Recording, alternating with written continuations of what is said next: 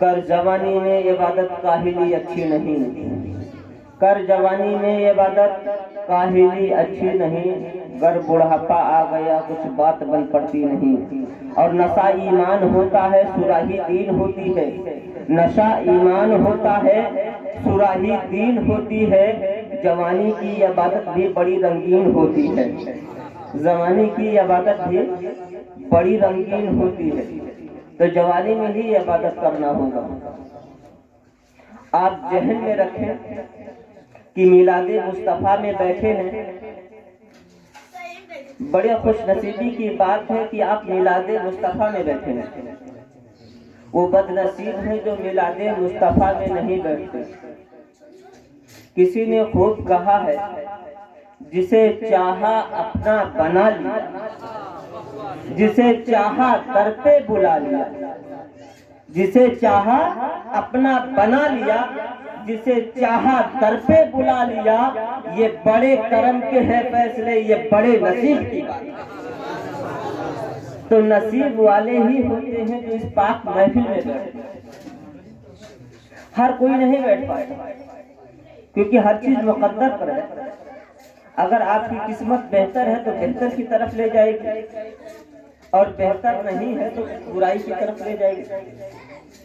चलने का अपना अपना तरीका है। तो सबसे पहले चलना चाहिए। बहुत ही अच्छी खिताबत हुई, नातो मनकबत आपने समाप्त फरमाया, बहुत बेहतरीन अंदाज में सुनते रहे। और जिस हिसाब से तकरीर हुई, नाते मुस्तफा पढ़ी गई, और आप लोगों के जो जज्बे थे उसको देख करके कई मौजू पर मूड बन गया बोलने का, एक दो नहीं। क्योंकि हम बैठे रहते हैं, जैसा वक्त आता है उतने मौजू तैयार हो जाते हैं। क्योंकि हमें पढ़ने की जरूरत नहीं, इतना पढ़ करके आए, बस लोगों को देख लेते हैं मौजू बन जाते हैं। किस पर बोलना है वही तय कर लेते हैं। भले धरती को सोच करके चले हो कि इस पर बोलना है, लेकिन आकर के जब लोगों को देखते हैं तो हम समझ जाते हैं किस चीज पर बोलना। मैं उसी के ताल्लुक से बात करूंगा जिस तरह से हजरत ने खताबत फरमाई, और हजरत ने जिस हिसाब से नात पढ़ी, और मैंने जो आयते करीमा पढ़ी, चाहे थोड़ा ही थोड़ा गुफ्तगू करें, हर एक चीज पर बोले, बस आप लोग साथ देंगे तब। और ये चीज आप जानते हैं कि पहली बार तो आया नहीं, और बहुत बार मैं आ चुका हूँ यहाँ। हम उतना ही देर बोलते हैं जितना आपको जरूरत है। मेरा कोई मतलब नहीं है, हम बोलते रहे तो बोलने से क्या मतलब, अपने घर पर भी बोल सकते हैं। जब किताबें पढ़ते हैं तो बोल ही लेते हैं, उसमें कोई शक नहीं कि हम बोलेंगे। और तो आप जब तक साथ देंगे, जब तक आपको भारी नहीं पड़ेगा तब तक बोलेंगे। इतना नहीं बोलेंगे कि बोझ हो जाए। तो सुनने के लिए तो तैयार है, माशाअल्लाह। तो एक बार दरूद पाक पढ़ ले, अल्लाहुम्मा सल्ली अला व सय्यदना व शफीना व हबीबना मौलाना मुहम्मद व अलैहि सलातु व सलाम अलैका सय्यदी हबीबी या रसूलुल्लाह सल्लल्लाहु तआला अलैहि वसल्लम। अल्लाह रब्बुल इज्जत अपने मुकद्दस कुरान में इरशाद फरमाता है, इन्ना सलाता तन्हा अनिल फहशाई वल मुनकर, बेशक नमाज बेहयाई और बुरी बातों से रोकती है। अब हम सोचते हैं दिन भर कि मेरे घर का एक ऐसा मिशन हो कि जब लोग देखें तो कहें बड़े शरीफ घर के लोग। ये इस बार में गुजरना चाहते हैं कि देखने वाला कहे कुछ अच्छे खानदान के लोग हैं, लेकिन उस चीज को पैदा करने के लिए हमें क्या करना चाहिए, वो मिशन नहीं अपनाते, अपना दिमाग लगाते रहते हैं। हम बताते हैं, अगर चाहते हो कि परहेजगारी में नाम आ जाए, अगर चाहते हो कि कामयाबी में मेरा नाम आ जाए, अगर चाहते हो कि मेरे घर में खैर बरकतें हो जाए, अगर चाहते हो कि कामयाबी हमारा मुकद्दर हो जाए, अगर चाहते हो हमारी औलाद देख वाले हो जाए, अगर चाहते हो हमारा बच्चा बेहतर हो जाए, अगर चाहते हो मेरा बेटा आगे चल करके मकाम हासिल करे, अगर चाहते हो मेरा मकान बेहतर हो जाए, अगर मेरा गांव बेहतर हो जाए, अगर चाहते हो कामयाबी हमारा कदम चूमे, अगर चाहते हो कि पूरी कायनात हमारे कदमों में झुकी हो, तो आपको सबसे पहले अल्लाह की इबादत करनी होगी, अपनी मस्जिद को आबाद करना होगा, अपने मदारिस को आबाद करना होगा, और इस तरह से नहीं आबाद करना होगा, इस तरह से आबाद करना होगा जिस तरह से आप अपने घर को आबाद करते हो, अपनी खेतियों को आबाद किया करते हो। अगर आपकी मस्जिद जो है, आपका मदरसा जो है, इस तरह से आबाद हो जाए, आप खुद आबाद नजर आएंगे। जब आप अपने घरों में जो है नमाजें पढ़ेंगे, जब आप अपने घरों में जो है अपनी इबादत करेंगे, अपने बच्चों को नमाज की ताकीद करेंगे, अपने घर की औरतों को नमाज पढ़ाएंगे, तो उस घर में अल्लाह के फरिश्ते नुज़ूल फरमाएंगे और कहेंगे पाक परवरदिगारे आलम, इस घर में गया था, तेरे उस महबूब के घर में गया था जहाँ जो है वहाँ एक एक बच्चा नमाजी था, जहाँ हर बच्चा जो है तेरी बारगाह में झुक रहा था। एक बात परवरदिगारे आलम, तू उसके घर में अपनी रहमत नाज़िल फरमा दे। जरा एक बात बताओ, अपनी मुरादों के लिए तुम अब अपने इमाम के पास जाते हो, एक मौलवी के पास जाते हो, एक पीर के पास जाते हो, ये पीर साहब दुआ कर दो, ये इमाम साहब दुआ कर दो, हमारे घर में खैर बरकतें हो जाए, अल्लाह की रहमतें नाजिल हो जाए। आप इस इस्तेमाल में जाकर के दुआ कराते हो, मस्जिदों में दुआ कराते हो। मैं पूछना चाहता हूँ कि आप दुआ कह करके कराते हो, खुदा ही जाने तो वह कबूल होगी कि नहीं, लेकिन अगर अल्लाह का फरिश्ता जाके अपनी बारगाह में कह दे, परवरदिगारे आलम, तेरे इस बंदे ने तेरी इबादत की, तो इसके घर में बरकतें नाज़िल फरमा दे, अल्लाह रब्बुल इज्जत यकीनन दरवाजा खोल दे। नारे तकबीर, नारे तकबीर, नारे रिसालत, नारे रिसालत, मसलके आला हज़रत, मसलके आला हज़रत, फैज़ाने आला हज़रत, जश्न ईद मिलादुन नबी, जश्न ईद मिलादुन नबी, जश्न गौसुल वरा, जश्न गौसुल वरा, नारे तकबीर, नारे रिसालत, सुभान अल्लाह। अब आप जाने, जब आप मस्जिद में नमाज पढ़ने के लिए जाएंगे तो आपके चेहरे पर नूर होगा, अल्लाह की रहमत नाज़िल होगी। तो आप ऐसी कोई गलती नहीं करेंगे जिससे आपको कोई फटकार लगे, क्योंकि अल्लाह का खौफ जिसके दिल में होगा वो कभी गलत कर ही नहीं सकता। अभी अभी हजरत ने सैयद सालार मसूद गाजी रज़ी अल्लाह ताला अन्हु की एक मनक़बत पढ़ी। हमने देखा कि आपके जज्बात बहुत थे और सैयद सालार मसूद गाजी से ऐसा मुझे लगा कि आपको लगाव बहुत है। अब आप उस बारे में गौर करें कि आप एक अल्लाह के वली और ताजदारे शहीद हिंदुस्तान, आप उनसे मोहब्बत करते हैं।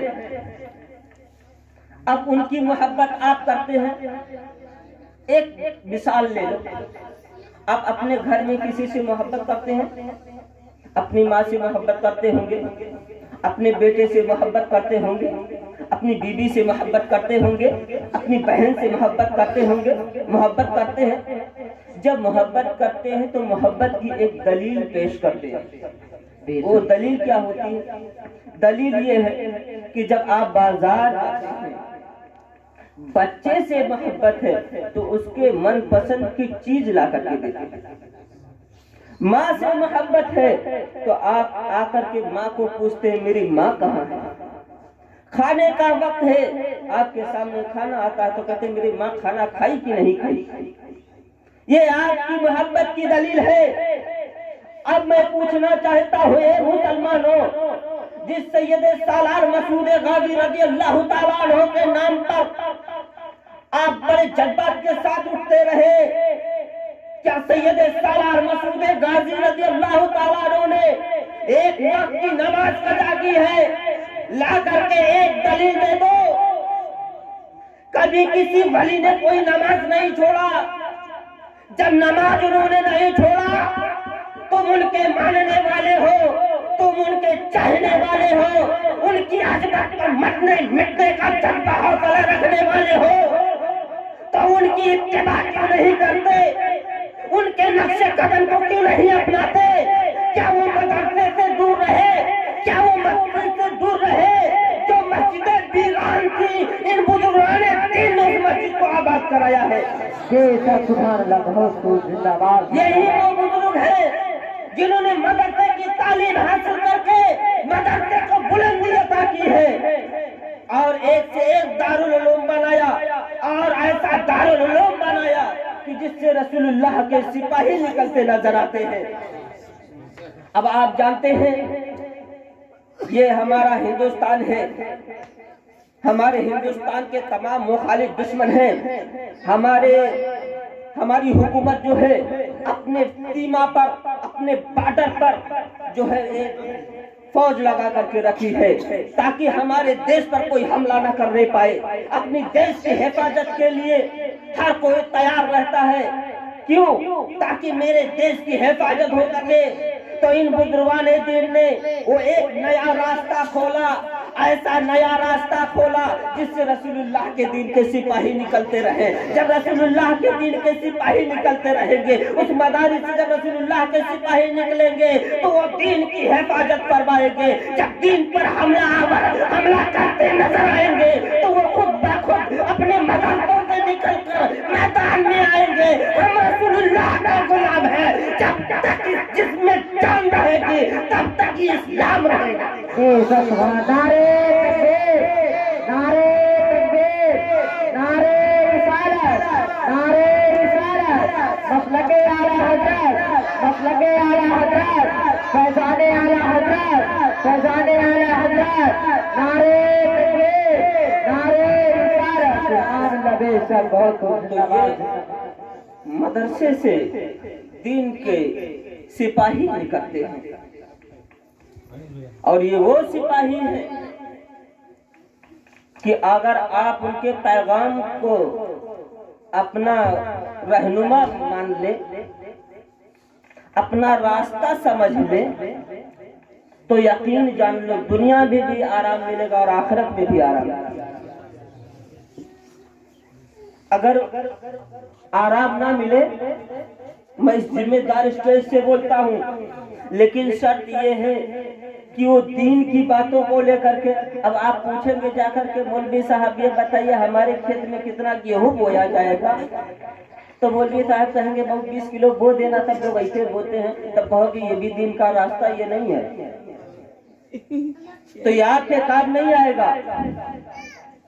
लेकिन कुरान और हदीस की रोशनी में जो बातें की जाए, अगर आप उस पर अमल कर ले, कोई आलिम बताता हो, अगर ये आपके दुनिया और आखिरत में ना काम आए तो मैं चैलेंज के साथ इस जिम्मेदारी से कहता हूँ मेरा दामन पकड़ लेगा।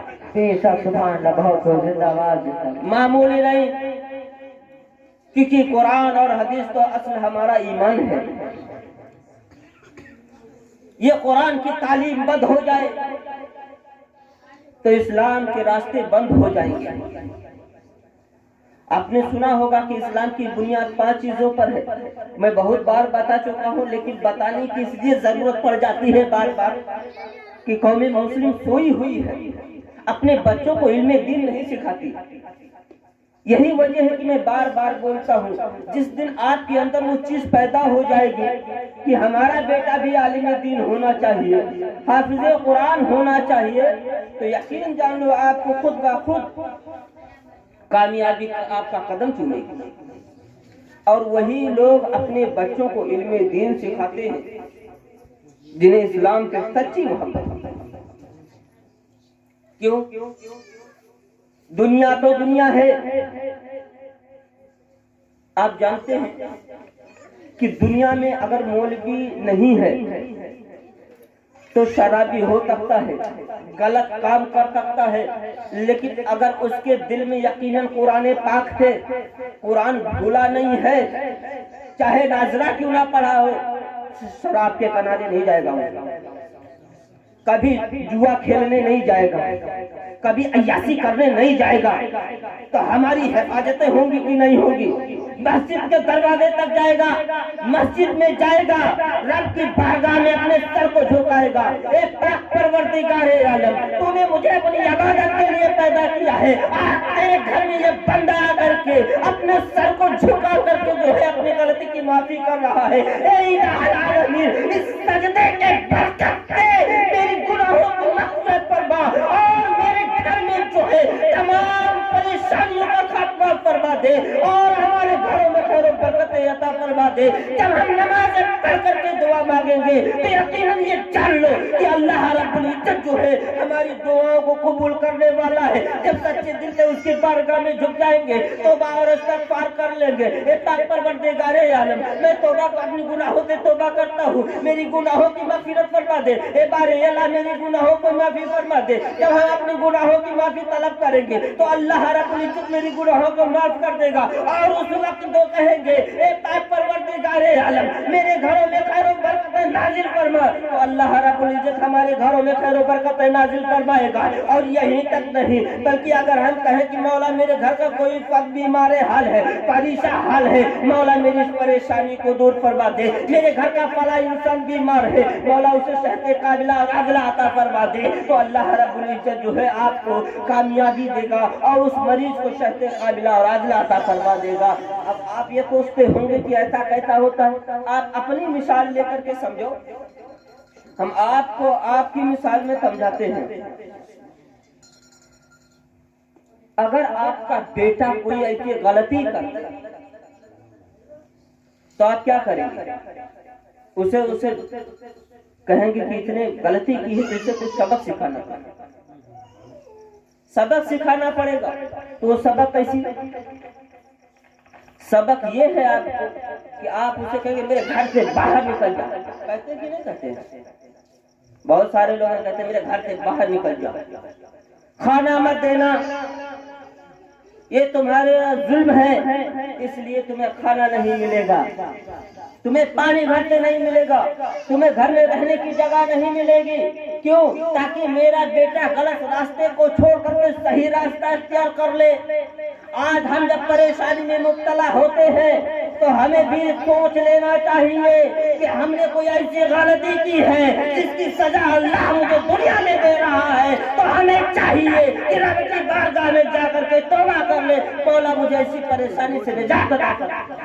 सब सुभान अल्लाह, बहुत खूब। क्योंकि जब आपका बेटा गुस्से में निकल जाता है, फिर उसे ख्याल आता है मेरे माँ बाप है, फिर आता है कहता है अब्बू जान मैं अपनी गलती की माफी मांगता हूँ। आप कहते हैं कान पकड़ करके उठ बैठो, आपके सामने कान पकड़ के उठता बैठता है, कहते हैं आजा मेरे बेटे, आप उसे सीने से लगाते हैं, कलेजे से लगाते, कहते बेटा तो सब तेरा ही है।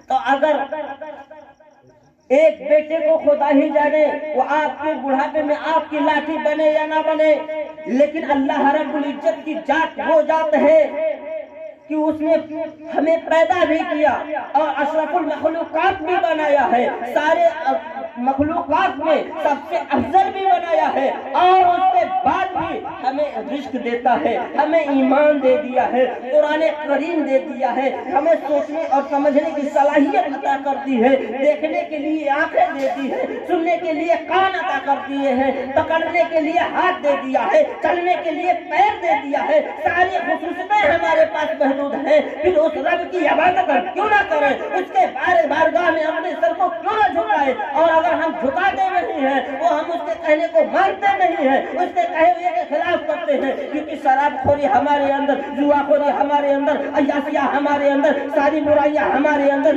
चोरियां हमारे अंदर, जब सब कुछ हम उसके खिलाफ करते हैं, उसके बरक्स करते हैं, तो अल्लाह रब्बुल इज्जत हमें सजा देगा कि नहीं देगा? और सजा इसलिए देता है ताकि मेरा बंदा जो है बुराई के रास्ते से बाज आ जाए, गलत करने से बाज आ जाए, ताकि वो तौबा कर ले, मेरी बारगाह में आ जाए, मैं फिर से उसे अमन और अमान दे।